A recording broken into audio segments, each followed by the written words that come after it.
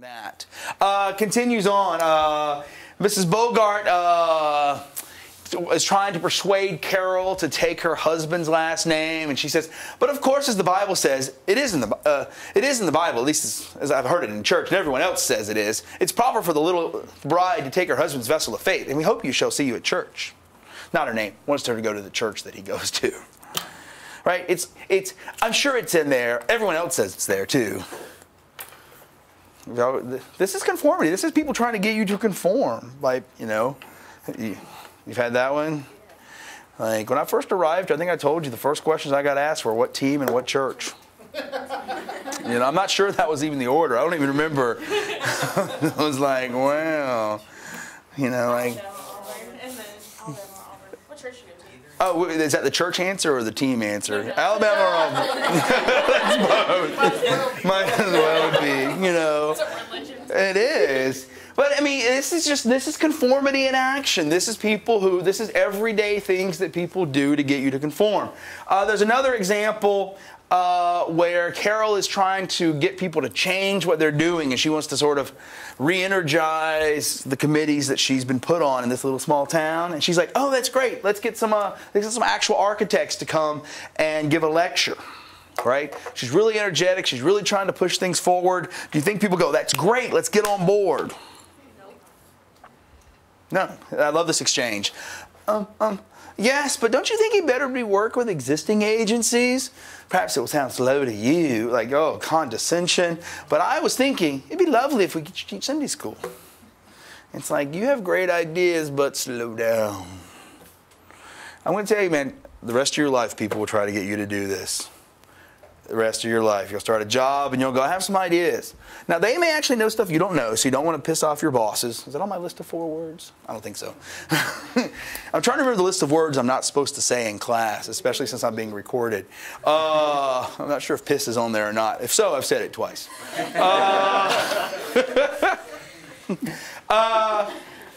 I think people do this all the time, though.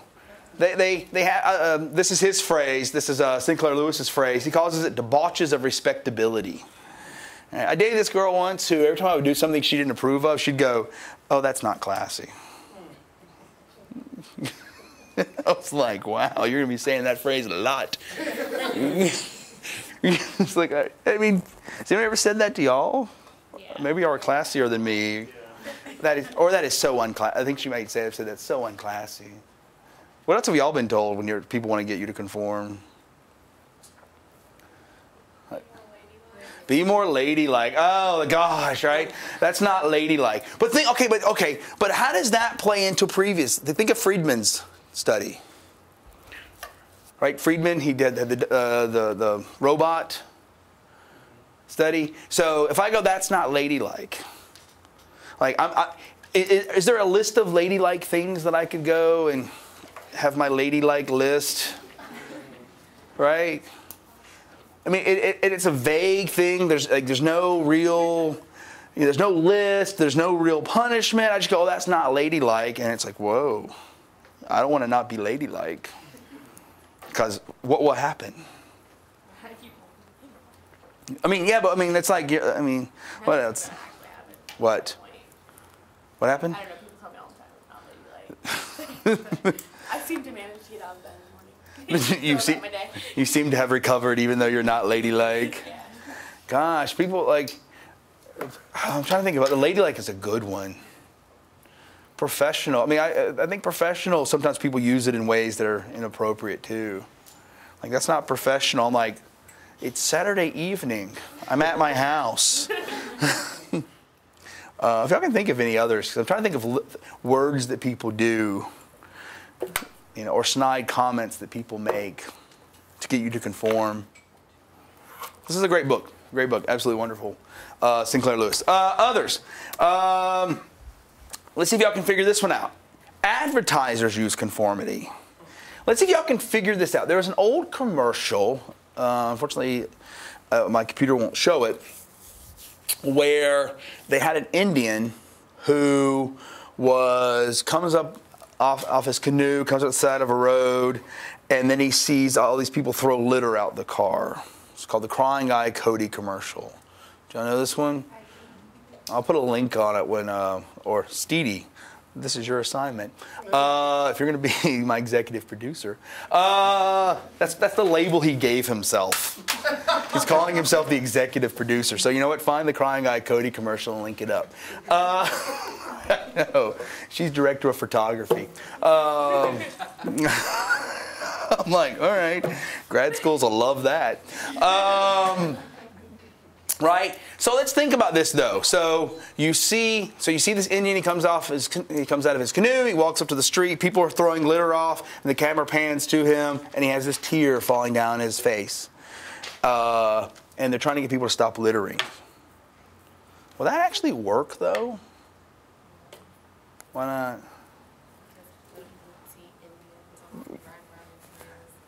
Because we don't see. It's not just that we don't see Indians a lot. That's good, and we may go, who cares about the Indians? But actually, there's something else going on in that commercial. And Cialdini wanted to see whether or not that commercial would actually work. That's how you pronounce this guy's name, Cialdini. It doesn't look at all like Cialdini, though. I think he just made up a pronunciation. Like there's not even an L in there.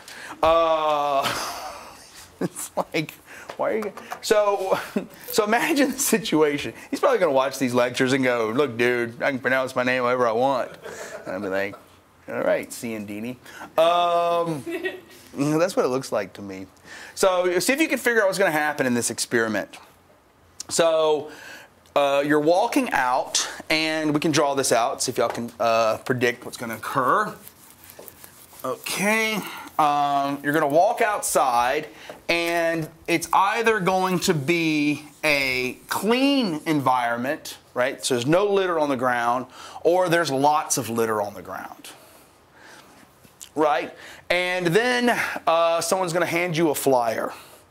And I always think of the old Mitch Hedberg sketch when I think of this, right? Remember Mitch Hedberg? He's a comedian. Y'all need to Google these people if y'all don't know. He's very, very funny. He died too young. I think, is it suicide? Or OD'd on something? Very funny. Anyway, he has a sketch where he's like, whenever someone hands me a flyer, I think they're going, throw this away from me. You throw this away, right? And so someone hands you a flyer, and after they hand you a flyer, someone walks by, and someone either walks by, this is clean, dirty environment, and someone either walks by and litters, or they don't litter. Right? So they hand you a flyer, and as they hand you a flyer, they hand someone else a flyer, and the person either takes the flyer and crumples it up and throws it down, or they take the flyer and walk off.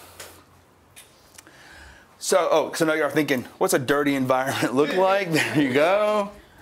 All right, there's litter all over the ground. So here's the question. In this particular design, someone's handed you a flyer, they put it on your car or whatever, it doesn't matter. Who is going to litter the most? Is it going to be the person who is in a clean environment and sees someone litter? Is it going to be this person in a dirty environment and sees someone else litter? Clean environment and no one litters? Or the clean environment and, dirty environment and no litter? Which one of these experiments is going to cause you to be more likely to litter yourself?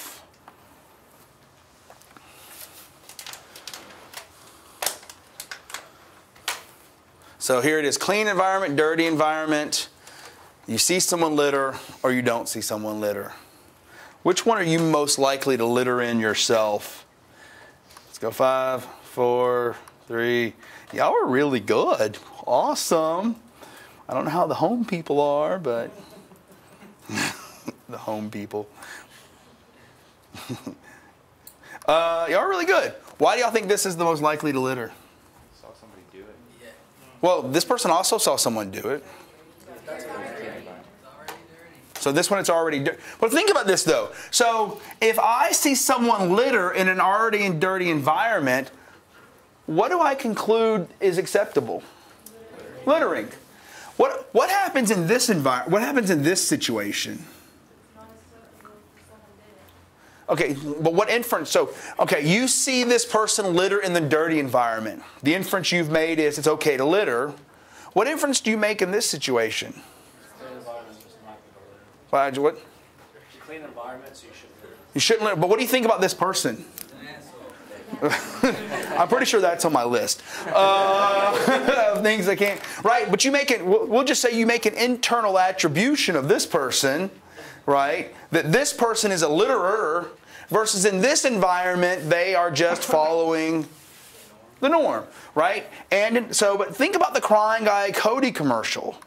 In the Crying Guy Cody commercial, it's a dirty environment, and you see someone litter. So you probably actually told people it's okay to litter. And so that's what Cialdini found, is that is in fact the message that people got. So this award-winning commercial may have actually told people it's okay to litter. Isn't that awesome? So People view the Native American that was crying.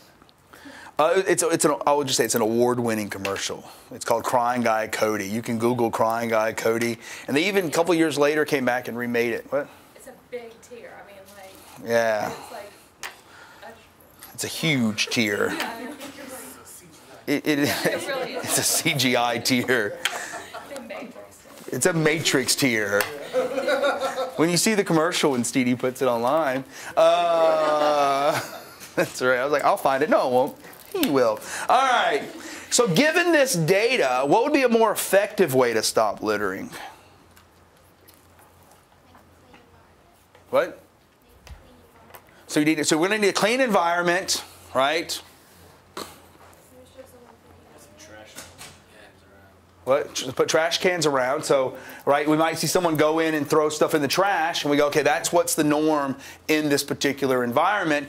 But what we might also have someone do is walk by and actually litter themselves, because then we would all turn on them and say what? What are we going to say? You're an asshole. Yes, that's what we're going to say. Speaking to the mic. All right. Some examples of conformity in the real world. Y'all might remember, this is probably a history lesson for some of y'all. That makes me sad, because that means I'm old, because I have memories of the Challenger explosion. Y'all remember one cold day in, let's say, 86, 87?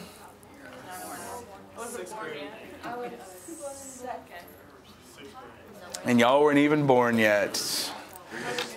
No, the world didn't exist before y'all were born. Why am I telling y'all stuff? No, the Space Shuttle Challenger took off one cold January morning, I think 86 or 87, I don't remember which year it was. And what's interesting about this launch, if y'all don't remember, they had a teacher, right? Christian McAuliffe. And the launch had been delayed. And they were worried about the cold weather that morning. And they were particularly worried about something called an O-ring. Well, it wasn't leaking yet, but it was going to eventually, but it was cold. And the O-ring, they're worried that it might freeze. And so they called the manufacturer of the O-ring, Morton Thia called, and they basically said, look, everyone else has approved this launch. Do you want to be the only ones who say no? The president's going to be there? That's really what happened. Really? And then they all die. Yeah, and Morton Thiokol said, our models show that there's a certain percentage probability that this temperature, that the O-rings will fail. And they say, so you're not certain, right? Yeah, statistical analysis. And there's like 5%. Yeah, but, you know, they signed off. They ultimately signed off. They were pressured into signing off on this, and we all know what happened next. So do you think NASA learned their lesson? No. Not a chance. They knew that they'd also had problems with foam falling off the solid rocket booster in the center, and really hadn't done anything about it. Well, you might remember the Columbia. What happened with Columbia? It fell apart during re-entry. It fell apart during re-entry. I mean, this is real issues. These conformity stuff matter in the real world. So the question is, well, how do you break conformity? Conformity is such a powerful force. How can you break it? And there's actually a real simple way to do it. And we got it. Actually, Ash studied this as well. So remember his initial experiment, I'm like, what would you say? And you say 1. 1. 1. He found that if anyone disagreed, that is, if anyone gave the right answer, if there was a dissenter, you get a lot less conformity. A lot less. Why does this matter?